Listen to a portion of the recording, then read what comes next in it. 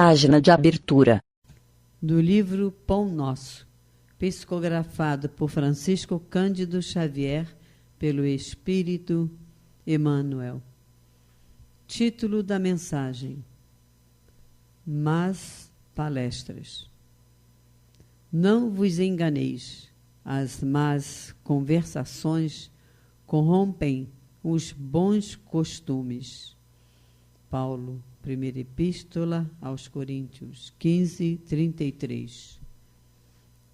A conversação menos digna deixa sempre o traço da inferioridade por onde passou. A atmosfera de desconfiança substitui imediatamente o clima da serenidade. O veneno de investigações doentias espalha-se com rapidez. Depois da conversação indigna, há sempre menos sinceridade e menor expressão de força fraterna. Em seu berço ignominioso nascem os fantasmas da calúnia que escorregam por entre criaturas santamente intencionadas, tentando a destruição de lares honestos. Surgem as preocupações inferiores que espiam de longe, enegrecendo atitudes respeitáveis. Emerge a curiosidade criminosa que comparece onde não é chamada, emitindo opiniões desabridas, induzindo os que a ouvem à mentira e à demência. A má conversação corrompe os pensamentos mais dignos. As palestras proveitosas sofrem-lhe em todos os lugares. A perseguição implacável e imprescindível se torna manter-se o homem em guarda contra o seu assédio insistente e destruidor. Quando o coração se entregou a Jesus, é muito fácil controlar os assuntos e eliminar as palavras aviltantes. Examina sempre as sugestões verbais que te cercam no caminho diário. Trouxeram-te denúncias, más notícias, futilidades, relatórios malsãos da vida alheia? Observa como ages. Em todas as ocasiões, há recurso para retificares amorosamente, porquanto podes renovar todo esse material em Jesus Cristo. Emmanuel. E agora, a palestra. Boa noite, meus irmãos. Que a paz do Senhor Jesus, a sua luz estejam conosco. Vamos dar prosseguimento ao estudo do Evangelho segundo o Espiritismo, no capítulo 4, Nascer de Novo. E veremos os itens 25 e 26, que aliás são os últimos, limites da encarnação. Vamos acompanhar, então. Item 25. A encarnação é uma punição e só os espíritos culpados estão sujeitos a ela? É uma pergunta. A passagem dos espíritos, responde São Luís a Kardec. A passagem dos espíritos pela vida corporal é necessária para que possam realizar, com a ajuda de uma ação material, os desígnios dos quais Deus lhes confiou a execução. Meus queridos, somos espíritos em trânsito pela carne, missão que nos foi confiada por Deus. E a pergunta nos leva a considerações que achamos oportunas e refletimos que a encarnação é uma lei na qual todos estamos inseridos. A lei dos renascimentos é um dos principais princípios da doutrina espírita, que vem numa sequência lógica. O primeiro princípio é Deus, o segundo a imortalidade, o terceiro a reencarnação e por aí vai. Mas é necessário, por quê? Para o desenvolvimento da inteligência. Vamos a um exemplo. O espírito pede para encarnar como mulher-mãe, como mãe, que vai receber, um exemplo, 3 espíritos para orientar. E ela recebe aqueles 3 espíritos. Essa mulher-mãe, esse espírito, vai desenvolver várias aptidões. Cuidar de 3 filhos, de um filho, requer quantas aptidões? Ela vai desenvolver o afeto, o grande amor, o zelo. Ela vai desenvolver mais adiante os cuidados. Ela vai desenvolver, ela vai ser a professora daquele filho. Ela vai ser a enfermeira, ela vai ser a motorista e por aí vai. Então, esse espírito está desenvolvendo a inteligência como missão na Terra, como mãe, mulher-mãe. Então, meus queridos, e vários exemplos temos também, não é? Porque seremos felizes na medida em que orientarmos nossas inteligências, iniciativas no esforço de cumprir os desígnios divinos, admiravelmente sintetizados na lição do Mestre Jesus.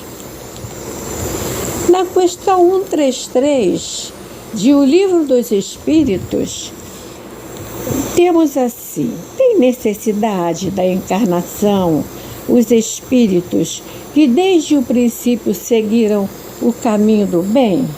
Então, aqueles espíritos que desde o princípio seguiram o caminho do bem, todos têm necessidade da encarnação? Resposta: todos são criados simples e ignorantes. Se instrui nas lutas e tribulações da vida corporal. Deus, que é justo, não poderia fazer felizes uns sem fadigas e trabalhos, isto é, sem méritos, não é? Que, na verdade, Deus, soberanamente justo, dota a todos igualmente os seus filhos, todos. Todos partem do mesmo ponto, com a mesma aptidão, as mesmas obrigações a cumprir e a mesma liberdade de agir, como o caso que nós falamos sobre a mãe, mulher-mãe. Então, a encarnação é um estado provisório para todos os espíritos. É uma tarefa que Deus impõe no início de suas vidas, como primeira prova do uso que farão do seu livre-arbítrio. Aqueles que realizam a tarefa com zelo transpõem rapidamente e menos penosamente os primeiros degraus. Agora, tem aqueles que se desviam da rota. Nós sabemos disso. No item 26 veio uma observação que uma comparação simples, que Kardec fala do estudante. O estudante que chega aos graus de instrução superior, à universidade, não é? Ele percorreu várias classes. Essas classes de qualquer que seja o trabalho que exijam, são um meio de atingir o objetivo e não uma punição. No meu tempo, era o primário, ginásio, clássico, científico. Hoje em dia, parece que é fundamental, ensino médio, não é? Enem e chega na universidade.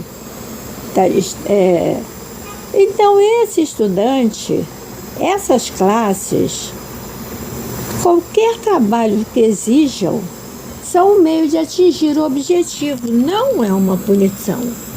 Claro que não. Não é? O estudante dedicado, ele abrevia o caminho. Ele estuda, ele se esforça e encontra menos dificuldade. O mesmo não acontece com aquele negligente, preguiçoso, que repete as classes. Então, não é a classe que é uma punição, mas é a obrigação de recomeçar o mesmo trabalho. Assim ocorre, meus irmãos, com o homem na terra.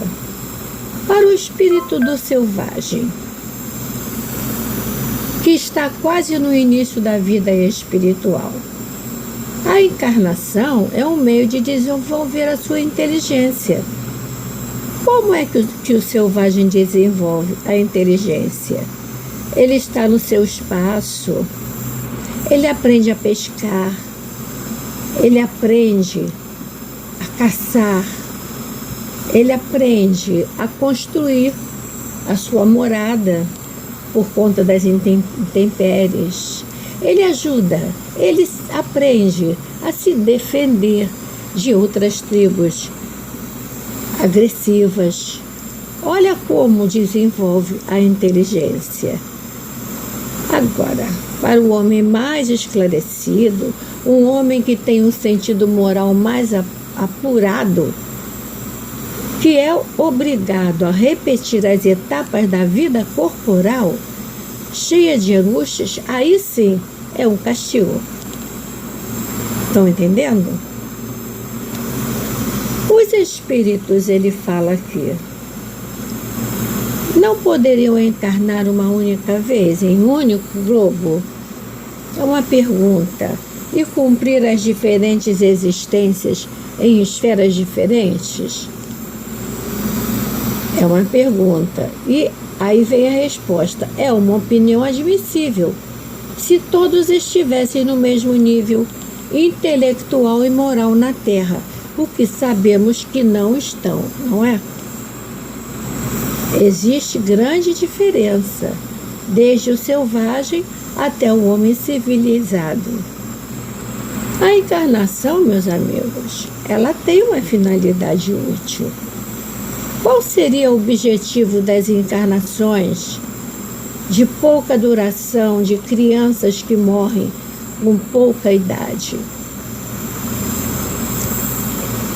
Esse assunto nós vamos deixar para mais adiante, que tem um capítulo inteiro que fala sobre isso.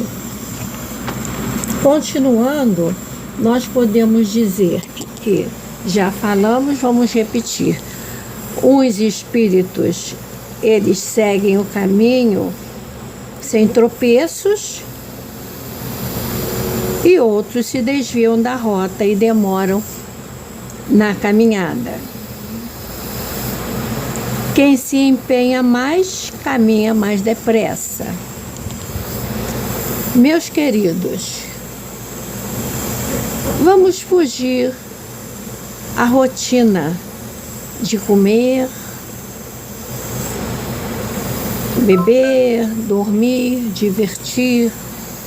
Cada dia que nasce é um convite do céu para que iluminemos nossa existência com aprendizado e trabalho para as conquistas de valores de belas virtudes.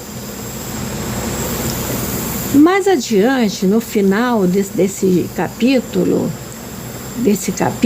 ao final também, ele fala assim: pelas reencarnações sobre o mesmo globo, quis que os mesmos espíritos, Deus, no mesmo globo, se reencontrassem, tivessem oportunidade de reparar seus erros recíprocos. Eu, particularmente, gostaria de retornar à Terra. Tendo em vista as suas relações anteriores, ele quis ainda estabelecer os laços de família sobre uma base espiritual e apoiar sobre uma lei natural os princípios de solidariedade, fraternidade e igualdade, que é para isso que estamos reencarnados, para desenvolver a solidariedade, a fraternidade, a igualdade. Meus amigos, e também é um assunto que mais para frente será desenvolvido, os laços de família. Meus queridos irmãos, nós sugerimos a leitura do capítulo, que é muito interessante e é um princípio da doutrina espírita. Que Jesus nos abençoe e um grande abraço a todos.